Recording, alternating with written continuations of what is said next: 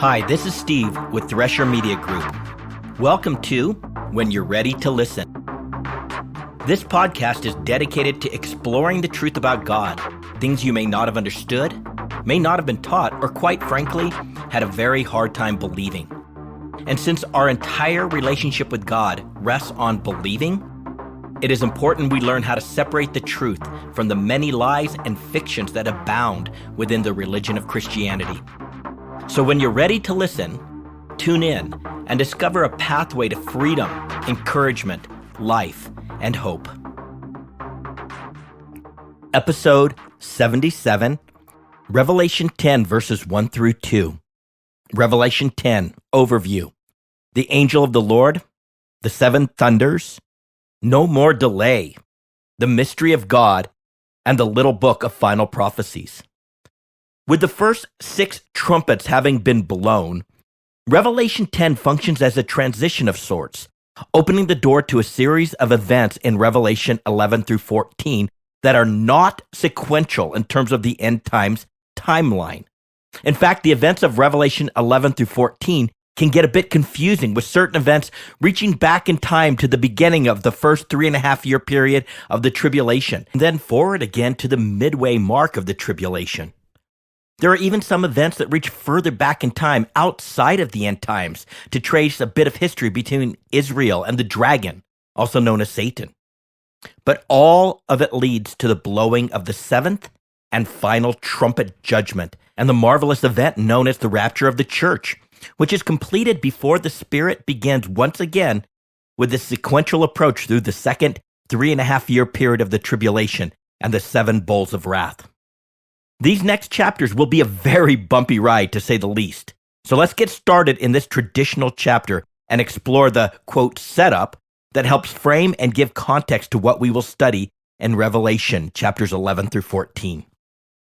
Revelation 10, 1 through 11. I saw another strong angel now coming down out of heaven, having chosen to being clothed with a cloud, and the rainbow was upon his head, and his face was like the sun, and his feet like pillars of fire. And he is now having in his hand a little book, which having been caused to be opening, he places his right foot on the sea and his left on the land, and he cried out with a loud voice, as when a lion chooses to now roar. And when he had cried out, the 7 peals of thunder uttered their voices. When the 7 peals of thunder had spoken, I had already been about to write, and I heard a voice from heaven now saying, "You are commanded to seal up the things which the 7 peals of thunder have spoken, and do not write them." Then the angel whom I saw had been standing on the sea and on the land lifted up his right hand to heaven and swore by him who is now living forever and ever, who created heaven and the things in it, and the earth and the things in it, and the sea and the things in it, that there will choose to be delay no longer.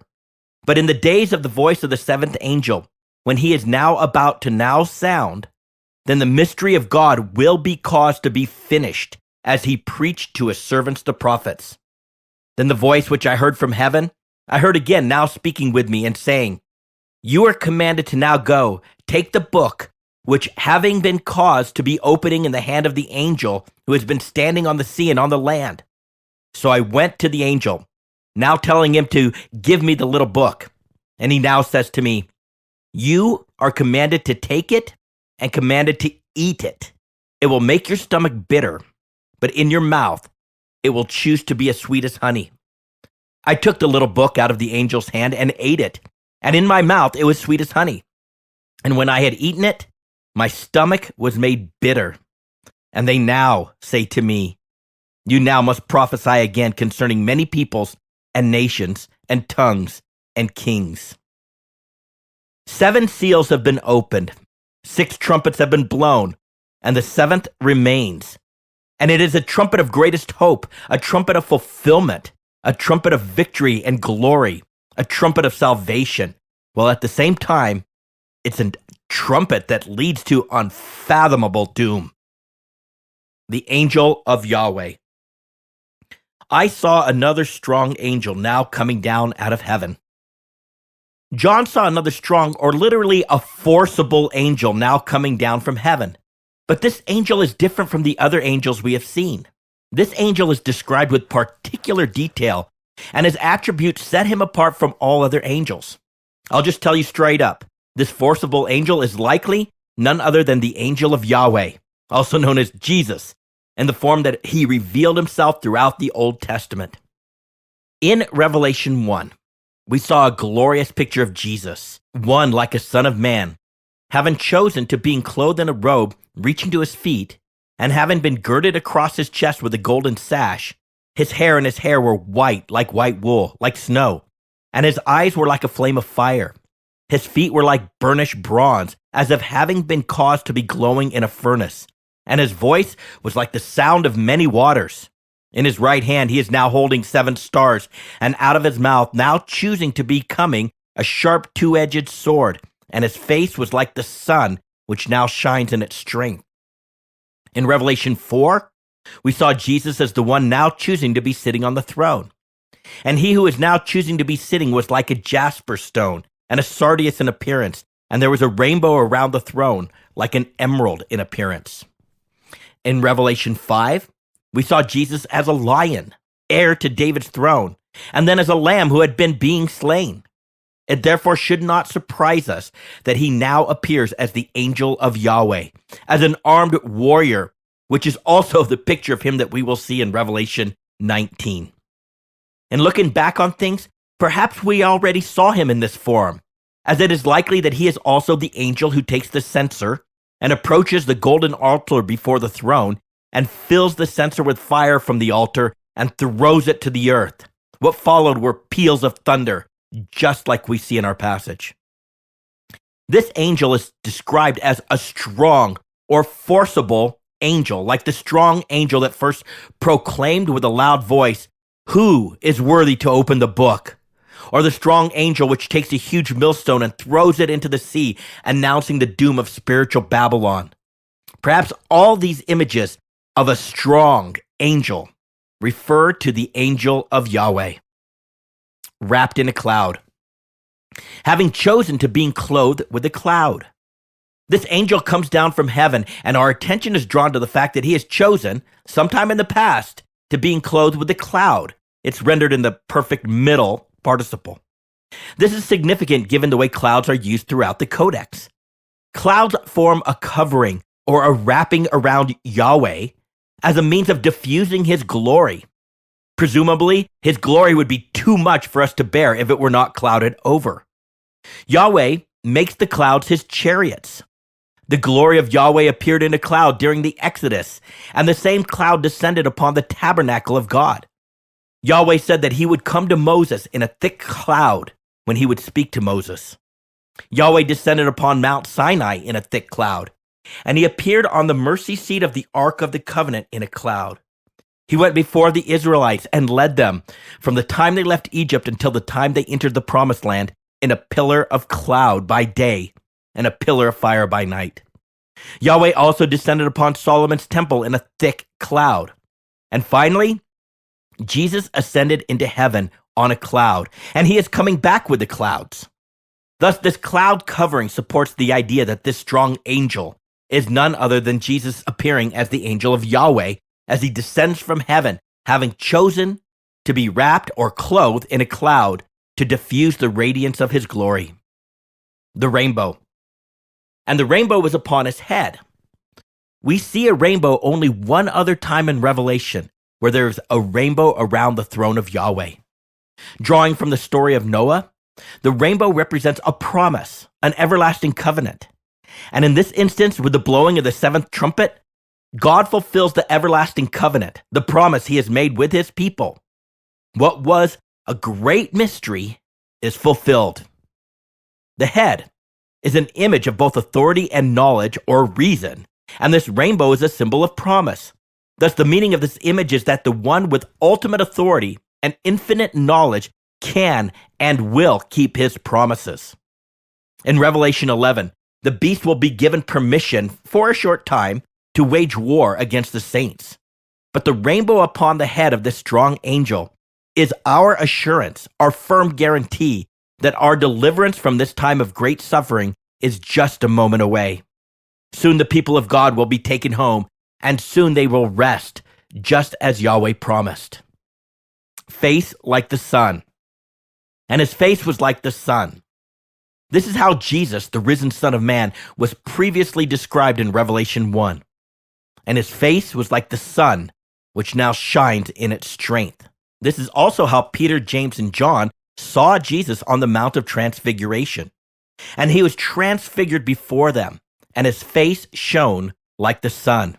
In effect, Jesus' physical body served the same function as the cloud covering, in that while he was on the earth, it kept the radiance of his glory from shining through and overpowering humanity. The Apostle Paul's experience was similar when he first encountered Jesus. At midday, O king, I saw on the way a light from heaven, brighter than the sun, that shone around me and those who journeyed with me. As we know, you cannot look full on into the sun without some serious damage. The imagery is clear. The face of this angel is purposed on penetrating all darkness. Nothing will be able to hide from his face. His glare will penetrate all things. The light which comes from his face will be so pure, so bright, and so intense that all darkness will flee. In fact, those who live in darkness will not be able to stand. The sun will prevail. Feet like pillars of fire. And his feet like pillars of fire. We already connected this image with the pillar of fire by which Yahweh led the children of Israel at night. But this is also like the picture we get of Jesus as the risen Son of Man. His feet were like burnished bronze, as if having been caused to be glowing in a furnace. Pillars are firm, strong, stable, and they are not intended to move. They are fixed. And since his feet are like pillars of fire, this angel is fixed and determined to bring the final purification or judgment upon the earth, and all his adversaries will be consumed by this fire of judgment. Oaths. And swore by him who is now living forever and ever, who created heaven and the things in it, and the earth and the things in it, and the sea and the things in it, that there will choose to be delay no longer. By the way, the word translated swore is also used for taking an oath. Keep in mind that we are commanded by Jesus not to swear or take an oath by either the earth or the heavens or anything else. He said, "But I say to you, make no oath at all, either by heaven, for it is the throne of God, or by the earth, for it is the footstool of his feet, or by Jerusalem, for it is the city of the great king. Nor shall you make an oath by your head, for you cannot make one hair white or black." And if we are not to make an oath by that which is created, it seems less likely that we are to make an oath by the Creator, as if we can swear on behalf of God. The point being that it is only God who can swear an oath by God or upon himself. We are not to swear oaths because we rarely keep our word. In that light, it would seem likely that ordinary angels are also not permitted to swear oaths, for only Yahweh can fulfill that to which he commits via a promise or an oath. Only the Creator, Yahweh Adonai, the Almighty, the Amen, the Alpha and the Omega, the first and the last, can make binding oaths, as only he has the power and the authority to fulfill every word. Thus, when this angel swears that time no longer will be, that the time is up, the time is now, we can understand it to be a guarantee with no ifs, ands, or buts. All these details, once again, points to the high probability that this angel is the angel of Yahweh. We also know that when God made a promise to Abraham, since he could swear by no one greater, he swore by himself. In like manner, we see this angel swearing by himself, by the one who created heaven and the things in it, and the earth and the things in it, and the sea and the things in it. The codex is clear. Jesus is the one through whom God created everything in heaven and earth. He made the things we can see and the things we cannot see, kings, kingdoms, rulers, and authorities. Everything has been created through him and for him. He existed before everything else began, and he holds all creation together. But acting as an agent of the Father, who is the principal, creation is attributed at the same time to the Father. Accordingly, the angel swears by the fullness of the Godhead, as Yahweh is the only one with the power and authority to complete what he promises. Coming down. I saw another strong angel now coming down out of heaven. Finally, let's consider this little detail that John saw this angel now coming down. It's rendered in the present active participle. This is another clue we do not want to skip over. Every reference in Revelation to what we would think is Jesus' return is surprisingly rendered in the present tense and not the future tense. He has made up his mind. He chooses to now come. The timing of his second coming is in control of the Father. But make no mistake, Jesus even now comes to his own, just like he said to the churches of Ephesus, Pergamum, and Philadelphia.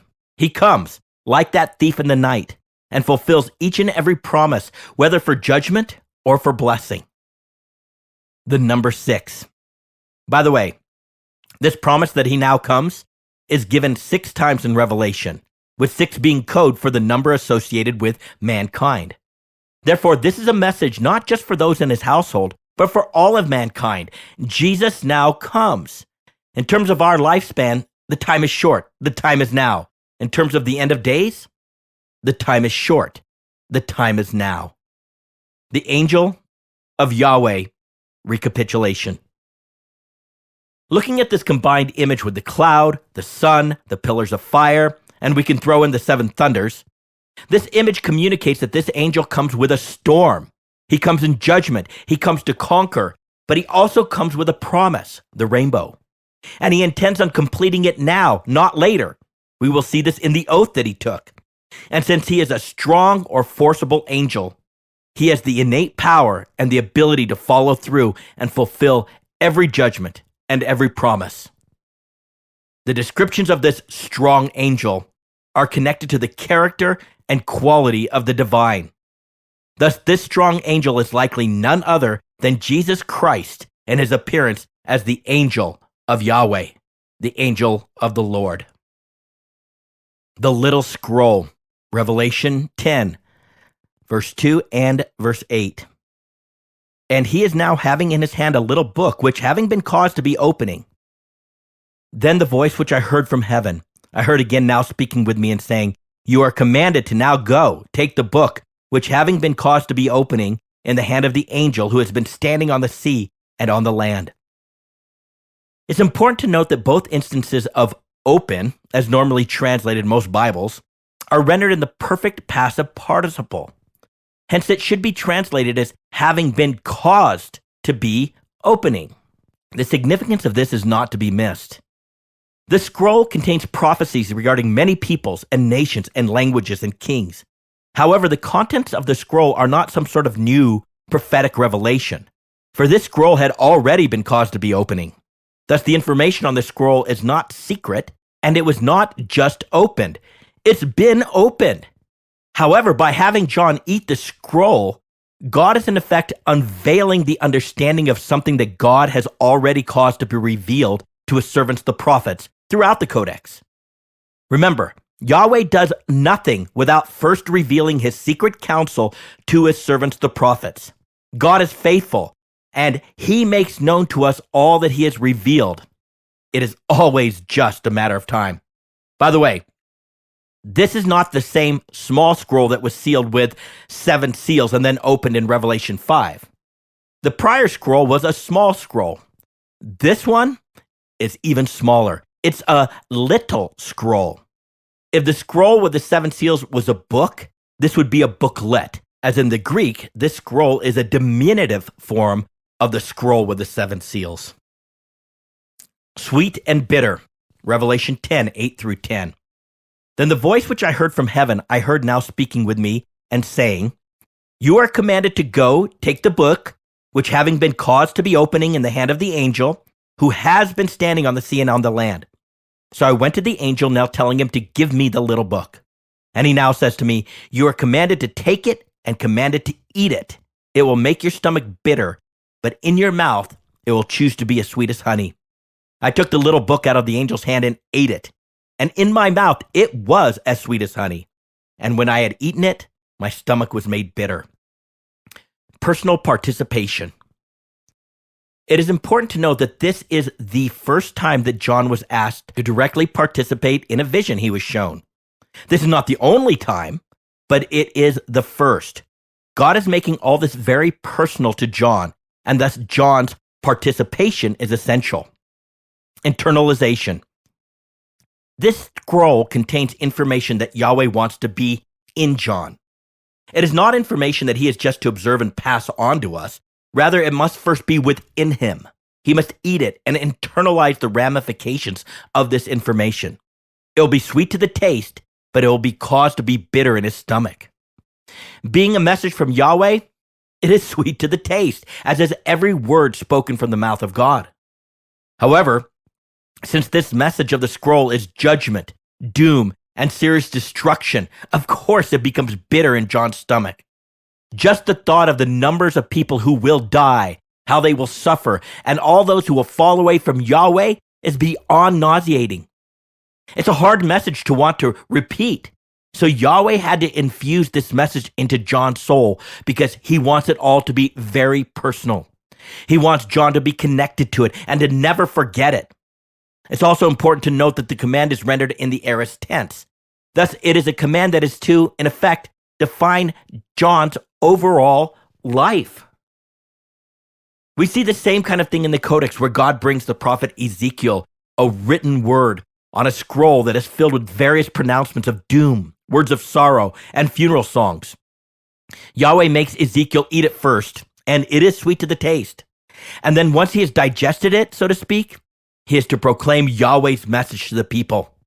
Yahweh told Ezekiel, "Son of man, let all my words sink deep into your own heart first. Listen to them carefully for yourself.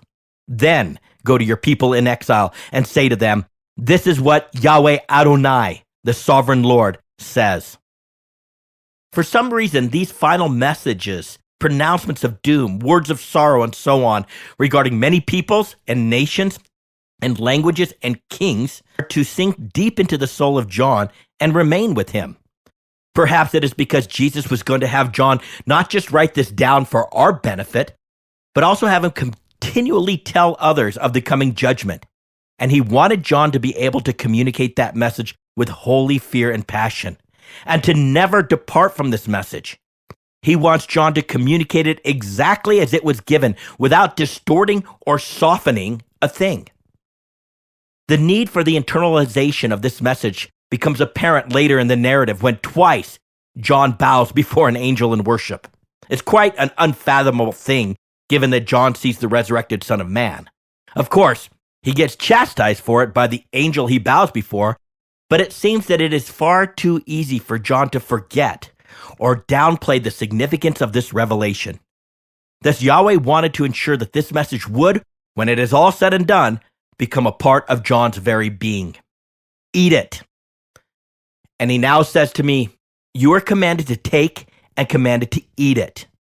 Just as when John ate the little scroll, the angel now says to us to take and eat of these sweet and bitter truths, hence the use of the present tense. This message is for now. Thus, in our reading and studying these prophecies, we are in effect eating this scroll. And although it is sweet to be in the Word of God, feasting on His prophetic messages and discovering so many secrets embedded therein, it's also bitter when we come to absorb the fact that so many people will suffer and die, including the bondservants of Yahweh. And so many of those in the household of God, the called, will go apostate. That truth is heartbreaking. The prophecies of Revelation are beyond glorious, sweet to the taste, and yet at the same time, they provide a very troubling and hard, uncompromising message. The bitter. The sea and the land, right foot and left foot. He placed his right foot on the sea and his left foot on the land, the angel who had been standing on the sea and on the land. This strong angel does something a bit peculiar, but very intentional. He purposefully sets his right foot on the sea and his left foot on the land. In so doing, this strong angel is declaring that Yahweh will have dominion and ownership over both the sea and the land. This is how kings of old would communicate dominance over a conquered foe. They would place a foot upon the neck of a conquered king, symbolizing that the conquered foe was now in complete subjection to the conquering king's rule and authority. The right foot. The promise will be fulfilled. As we have learned, the code reveals that the sea is a metaphor for the restless masses of humanity, and it is upon this sea that his right foot is set. The right side is a symbol of power and authority. Thus, this image conveys that this angel subdues all of humanity, and the rule of the nations will be rightfully returned to Yahweh. In Revelation 9, we discussed the fact that during the time of the Tower of Babel, God disinherited the Gentile nations and gave them over to the rule of the kings of the earth, the angelic beings who were part of his heavenly council. Whereas he chose his people Jacob for his inheritance, his sole possession. Yet, plan A has always been that at the end of the age, the Son, Yahweh, would obtain the nations as his own inheritance. The Father made this promise to the Son. As for me, I have set my king on Zion, my holy hill. I will tell of the decree. Yahweh said to me, "You are my son. Today I've begotten you. Ask of me, and I will make the nations your heritage, and the ends of the earth your possession. You shall break them with a rod of iron and dash them in pieces like a potter's vessel." This promise was also declared to the entirety of his heavenly council. Arise, O God, judge the earth, for it is you who possesses or will possess all the nations. Thus, with this strong angel placing his right foot on the oceans, he is declaring that the fulfillment of this promise is nigh. It is right around the corner. In fact, it's a done deal waiting to happen, as Yahweh the Son will receive his inheritance, the nations. The left foot, the promise will be fulfilled.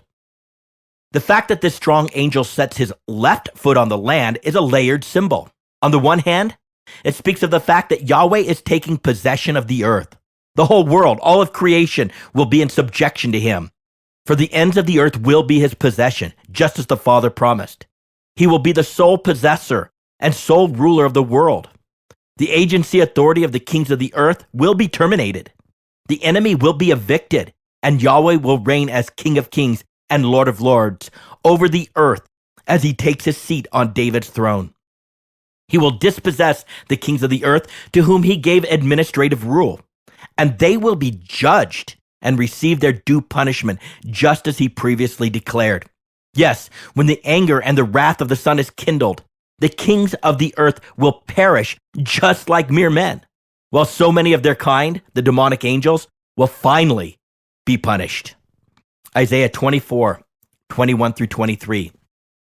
In that day, Yahweh will punish the gods in the heavens and the proud rulers of the nations on earth. They will be rounded up and put in prison. They will be shut up in prison and will finally be punished. Then the glory of the moon will wane, and the brightness of the sun will fade. For Yahweh Sabaoth, the Lord of heaven's armies, will rule on Mount Zion. He will rule in great glory in Jerusalem, in the sight of all the leaders of his people. On the other hand, this layered symbol also speaks to the fact that Jesus is going to reclaim authority over his land. In other words, he will take over the territory of Israel, which is his land and his precious possession. The codex is clear. He owns the land, and he will firmly establish his right of possession over the land. What has been will always be. As I said, all of this is a done deal, simply waiting to happen, as Yahweh the Son will soon receive as his inheritance the nations. Keep in mind, this strong angel had been standing on the sea and on the land. Most Bible translations say that this strong angel stands on the sea and on the land, but it is not rendered in the present tense, but the perfect active participle. Thus, he had been standing. The implication for this is huge, for what has been will always be. The fact that he had been standing communicates that the dominance and authority of this strong angel, the angel of Yahweh, has been established from time past. This is nothing new. The angel of Yahweh always claimed both possession and dominance over the sea and the land, for the earth is Yahweh's and everything in it, the world and all who live in it. Even though he has let the forces of darkness have their day, so to speak, as his agents ruling over the nations, they have only done what their master, Yahweh Sabaoth, authorized and directed them to do. And that includes Satan, a servant of Yahweh Sabaoth. Yahweh Adonai has always been the one in control, and Yahweh Sabaoth has just used the agency of the angelic, both good and bad, to do his will in the hosts of heaven and the inhabitants of earth. There has never been a time when Yahweh was not the absolute sovereign despot, the master of all creation. His very name declares it so. Psalm 103:19. Yahweh has established his throne in the heavens, and his sovereignty rules over all. Psalm 47, verses 2 and verses 7 through 9. For Yahweh Most High is to be feared, a great king over all the earth. For God is the king of all the earth. Sing praises with a skillful psalm. God reigns over the nations. God sits on his holy throne. For the shields of the earth belong to God. He is highly exalted. Daniel 4:17. This sentence is by the decree of the angelic watchers, and the decision is a command of the holy ones, in order that the living may know that the Most High is ruler over the realm of mankind, and bestows it upon whom he wishes, and sets over it the lowliest of men. The promise fulfilled, the seventh trumpet. All of this comes to its full consummation at the blowing of the seventh trumpet. Then the seventh angel sounded, and there were loud voices in heaven now saying, "The kingdom of the world has chosen to become the kingdom of our Lord and of his Christ, and he will reign forever and ever." There is to be no mistaking this image. This angel is declaring dominance and supremacy. And who will be able to resist these mighty pillars of fire? Which adversary will be able to oppose his fiery purpose? No one will be able to resist the judgment that will ensue with the blowing of the seventh trumpet. All will be subjected to Jesus, Yahweh Adonai, the Almighty. The roar. And he cried out with a loud voice as when a lion chooses to now roar. The cry of this strong angel is loud and powerful and deserving of everyone's attention. It's a declaration that war has begun, and the Lion of the tribe of Judah is ready to spring into action. Clearly, this cry is intended to terrify and intimidate those who hear it. Yahweh roars from Zion and utters his voice from Jerusalem, and the heavens and the earth tremble. Be silent before Yahweh, all humanity, for he is springing into action from his holy dwelling. There is a passage in Jeremiah which connects all of this imagery and specifically points forward to the soon coming bowl judgments where Yahweh gathers the nations of the earth as one gathers clusters of grapes from the vine and throws them into the great winepress of God's wrath. Jeremiah 25:30 through 33. Yahweh will roar from on high, and from his holy habitation utter his voice. He will roar mightily against his fold, and shout like those who tread grapes against all the inhabitants of the earth. The clamor will resound to the ends of the earth, for Yahweh has an indictment against the nations. He is entering into judgment with all flesh, and the wicked he will put to the sword, declares Yahweh. Thus says Yahweh Sabaoth, the Lord of hosts. Behold, disaster is going forth from nation to nation, and a great tempest is stirring from the farthest parts of the earth. And those pierced by Yahweh on that day shall extend from one end of the earth to the other. They shall not be lamented or gathered or buried. They shall be dung on the surface of the ground. Are you getting the picture in terms of the purpose and intention of this strong angel? This is a roar proclaiming the coming judgments of Yahweh that will be precipitated by the blowing of the seventh trumpet. It is the roar of one who is ready to pounce and one who is springing into action. To get a free download of the full written transcript with all the scripture references footnoted, please go to threshermediagroup.com. That is THRESHER mediagroup.com. This is Steve, with Thresher Media Group. When you're ready to listen, tune in.